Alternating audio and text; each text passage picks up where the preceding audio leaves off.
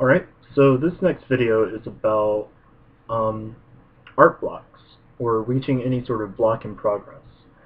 Um, Last video was about taking a step, so if you're taking a step, and you're taking one step after another, that's great, that's great.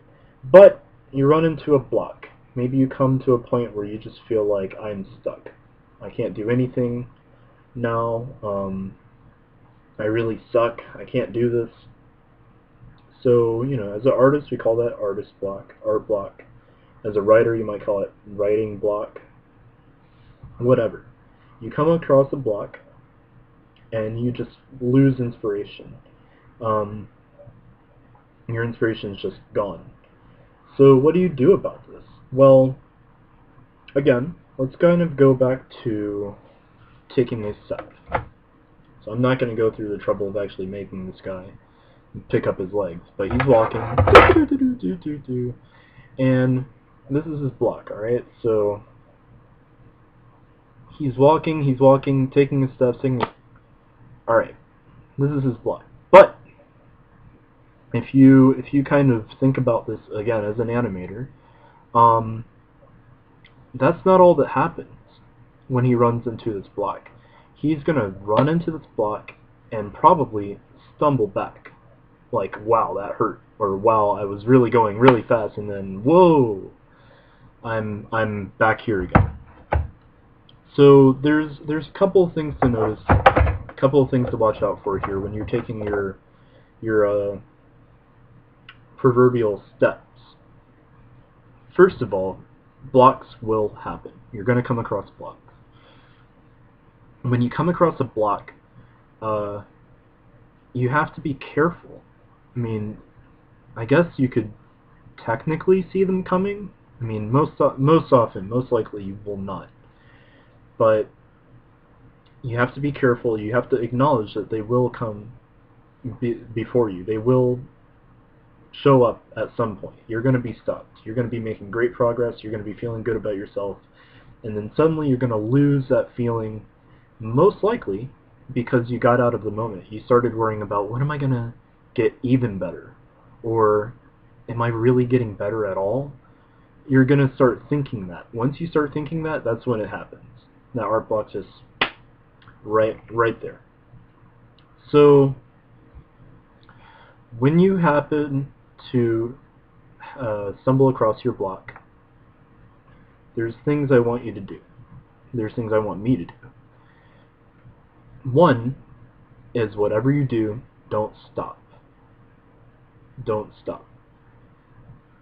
Because once you stop, it's almost like, I mean, depending on how long you stop, but it's almost like taking the first step again. Remember way back when you took the first step and how heavy your leg was and how you had to move it forward and it was so far, and then you put it down and then you were like, okay, I can do this, and then you took the second step but it's still a little hard.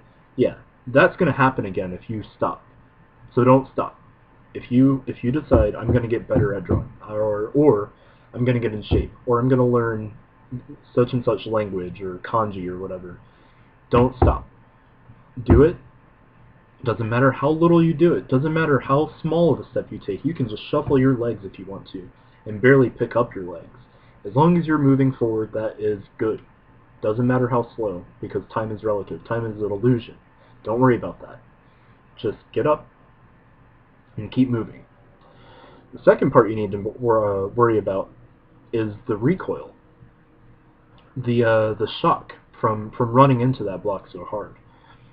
I think, yeah, I don't know. I'm not really sure which is worse. I'm not sure if it's worse to completely stop or to be moving backwards, because at least backwards you have some momentum. But it's momentum in the other direction, and I don't think anybody wants that, because then you have to not only stop to stop that momentum. Yeah, okay. Yeah, I take it back. Moving backwards is way worse. If anything, please stop. Don't go back. A lot of the time that's what you do when you stop. You might stop and then you kind of head towards the other direction. Maybe you knocked into the wall so hard you got spun around, and then you start going the other direction. Please don't do that. Stop. Take your rest between steps. Consider this stop as an extra long rest between steps, and reevaluate your direction. Now, remember, this is a block, okay? So, we'll do some perspective stuff here. And this is fun. This is a block. When you run into this block and you stop, it stopped you the first time. You were going straight on into it. You need to evaluate. How big is this block? How big is this block really? Can it really affect me? So, if you're super close to it, it's going to really obstruct your view. You're going to feel like this thing is completely insurmountable. If I look up, down, left, and right, this thing is all up in the way, and it needs to move. So take a step back. Take a step back and see how big it really is. Analyze it. If you're having a problem with perspective, try to figure out, where is my perspective going wrong? What exactly is it that's going wrong? If you're having a problem with anatomy, I don't know. Figure out, like, is it because I don't know the form of the leg? Is it because I don't know the muscles of the leg? What exactly is going wrong here? Never count yourself out. Never feel like I've stopped and I can never move on. That's the worst thing you can do. Never go backwards. Never stop and think that you can't do it anymore. Analyze the block. Because for all you know, I mean, if you get far enough back, this block that stopped you and was the same height as you and dominated your view before might only be a slight stumbling block that you could just go, you know, over. If you turn this thing on its side, you know, same thing.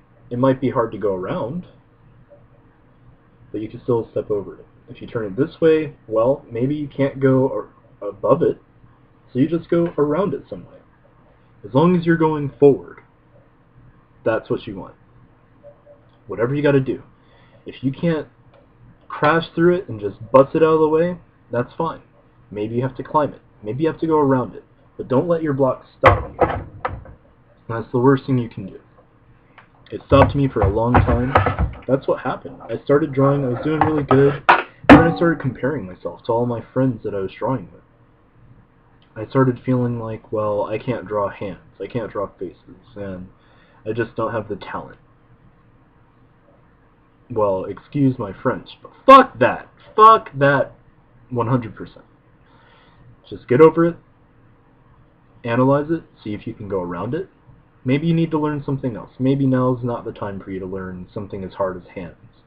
Because if you can't learn hands, maybe you just don't know perspective. Maybe you don't know how to just draw blocks and bricks in space to just make a hand out of it. You know, maybe you don't have the foundation to start doing that thing in the first place. If you can't go around it, if it's too wide to go around, if you have to face that sucker, then start at the bottom and drill your way up. Climb your way up. Okay, so I can't draw hands. Well, what is a hand made out of? Well, if you go to any sort of... There's a lot of good websites. I'll give you some of these too. A lot of the time, people don't draw hands as just a hand, you know. They might say, well, this thing right here is similar to this block kind of rectangular shape here. And this finger here is similar to, well, other blocks. You know, there's this part. Usually these kind of move together. So this is like a rectangle. I mean, just look at it. Only it. Only this part of the finger. That's a block. That's a block. This is a bigger block. Big block, block, block. You got a hand and one finger. Just work your way from the basics up. The completion will be a complete hand. But start from the bottom, get a foundation for it, and then work your way up. So yes, that is the gist of working around blocks. Don't stop. Please don't stop. Keep moving forward. If you have to, stop for a little bit, just to acknowledge where this block came from, how big it really is, and how you can work around it or get over it. So yep, that's the end of this one.